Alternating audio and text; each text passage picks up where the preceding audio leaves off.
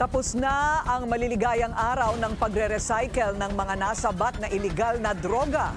Yan ang sinisiguro ni PBBM sa kanyang pinagmamalaking bloodless drug war. Kanina, binantayan mismo ng Pangulo ang pagsira ng PDEA sa bilyon-bilyong pisong halaga ng kontrabando. Ang detalye sa agenda report ni Ivy Reyes.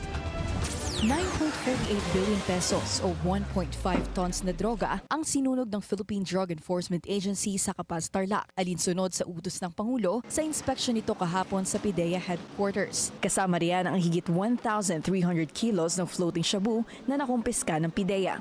Kaya dahil kailangan tiyakin natin na yung mga nahuhuling drugs ay talagang sinisira at wala nang pag-asa na bumalik pa na maibenta pa, na makuha, ibang i-report. Alam naman natin kung ano yung mga ibang pangyayari na nakikita natin. Kilo-kilong shabu, liquid shabu, cocaine, toluene, lidocaine and expired medicines ang ipinasok sa incinerator na ito. Ayon sa Philippine Navy, may Chinese markings ang mga nahuling pakete, kaya malamang sinasadya raw ito ng China. We don't have to look far.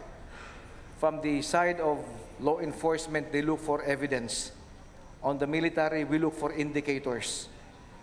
It appears that it is not far-fetched that this could be another effort of the Chinese Communist Party. Sa panayam ng Billionaire News Channel kay Nanette Castillo, nanay ng biktima ng drug war ng dating administrasyon, naway totohanin daw ng Pangulo ang bloodless promise ng kanyang anti-drug campaign. Pero hanggang ngayon, wala umano siyang tiwala sa kapulisan, lalong-lalo na sa PDEA. Dahil ng mga nakaraan administrasyon nga po, ganun ang ginagawa. Yung nahuhuli pong droga ay yung iba po sinusunog, yung iba doon tawas na, tapos yung iba po ay nare-recycle. Yun naman po talaga yung nababalitaan natin. Tapos po, yun nga po, nagiging biktima ng EJK po ng nakaraang administrasyon ni Duterte. 2 buwan matapos umugong ang kaso ng pagpatay kay Kian De Los Santos, sumunod ang 32 anyos niyang anak na si Aldrin. Kaya naman ang arestuhin si former President Rodrigo Duterte dahil sa bloody war on drugs nito, ni walang awang naramdaman si Nanette. Wala rin daw sa posisyon humingi ng due process ang mga Duterte dahil gaya ng libo-libong mga biktima na nagmakaawa sa pulis, ang anak niya si Aldrin basta na lang binaril.